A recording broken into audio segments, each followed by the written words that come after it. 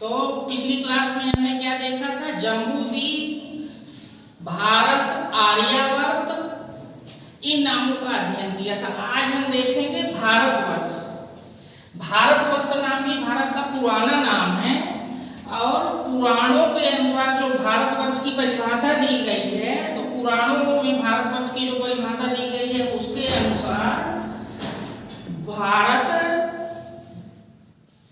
हिंद महासागर मतलब उसके समुद्र के उत्तर अर्थात हिंद महासागर के उत्तर में और बर्फीले पहाड़ों अर्थात हिमालय के दक्षिण में जो क्षेत्र है जिसमें 7 पर्वत श्रृंखलाएं महेंद्र, मलय, मतरिक्ष,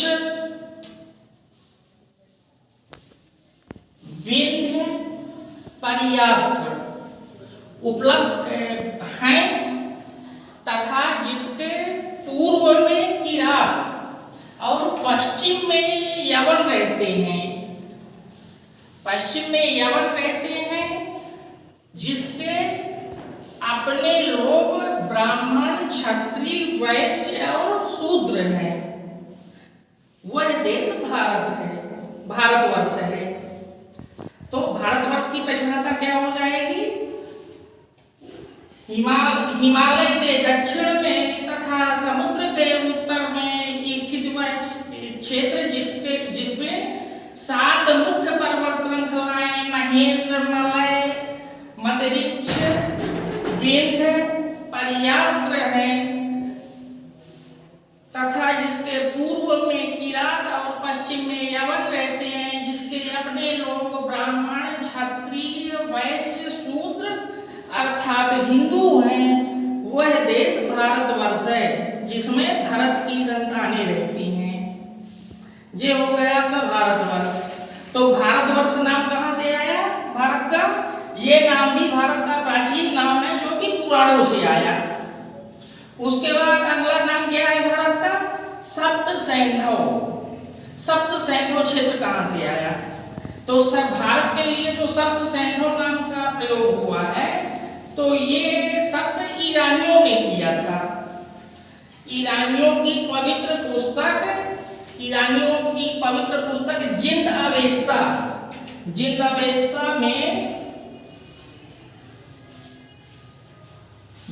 अवेस्ता में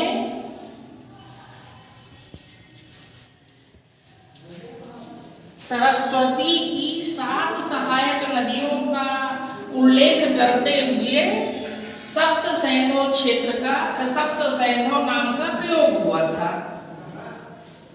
उसके जिन अवेस्ता के बाद के फारसी ग्रंथों में जिसमें यासना और मेहरे यास्त प्रमुख ग्रंथ हैं, तो उनमें सप्त सैंधव के स्थान पर हप्त हिंदू शब्द का उल्लेख हुआ है। सप्त सैंधव के बाद क्या है? इंडोस। तो इंडोस शब्द कहाँ से आया? तो इंडोस शब्द अपना आया है यूनान से। इंडोस शब्द का प्रयोग प्रसिद्ध यूनानी इतिहासकार हेरोडोटस ने सर्वप्रथम किया था। उन्होंने सिंधु द्वारा हेरोडोटस के बाद के विद्वानों ने इंडोस शब्द का प्रयोग सिंधु द्वारा सिंचित प्रदेश के लिए किया था।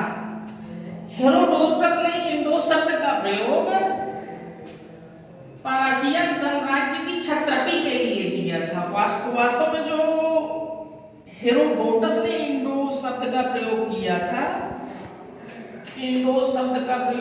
था वो पारसियन साम्राज्य की क्षत्रपी के लिए किया था, लेकिन बाद में यूनानी लेखकों ने इसका प्रयोग इसे पूरे देश के ऊपर लागू कर दिया। तो इंडो शब्द कहाँ से आया? यूनान से। उसके बाद अपना अगला वर्ड क्या है? इंडिया। इंडिया शब्द कहाँ से आया? तो इंडिया शब्द जो आया है, तो इंडिया शब्द का प्रयोग सर्वप्रथम हखामनी ईरानियों द्वारा प्रयोग किया गया था। इंडिया शब्द का प्रयोग सर्वप्रथम हखामनी ईरानियों ने भारत भारत देश के लिए दिया था, या भारत देश के लिए भी बोल सकते हैं। इसमें उन्होंने मुख्यतः सिंधु नदी द्वारा सिंचित क्षेत्र को इंडिया कहा था।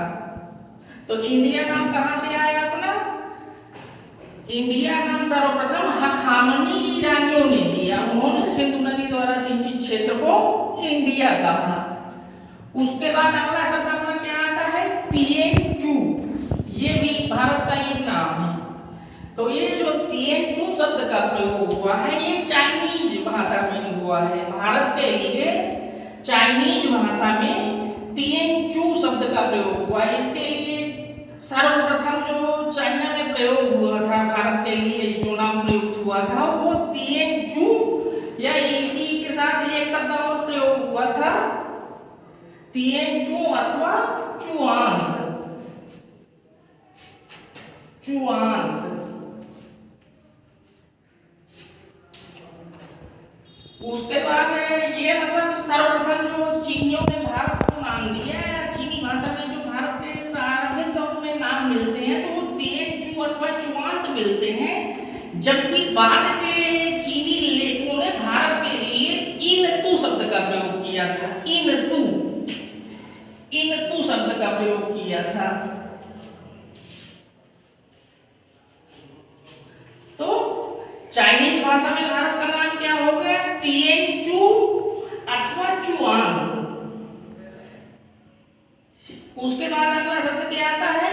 हिंदू। तो हिंदू शब्द कहां से आता है?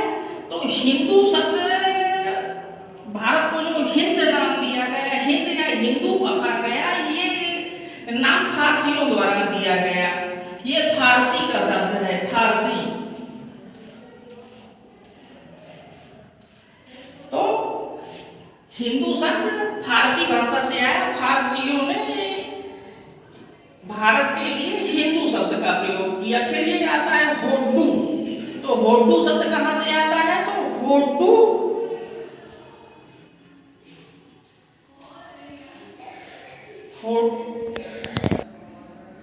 ये होड्डू शब्द हिब्रू भाषा का शब्द है। हिब्रू भाषा में भारत को होड्डू कहा गया। हिब्रू। उसके बाद अगला नाम जो मिलता है भारत का, वो मिलता है इंडस। तो इंडस जो है तो लैटिन भाषा का शब्द है। ये लैटिन भाषा का शब्द है। ये आप लोग पढ़ते हैं इंडस वैली।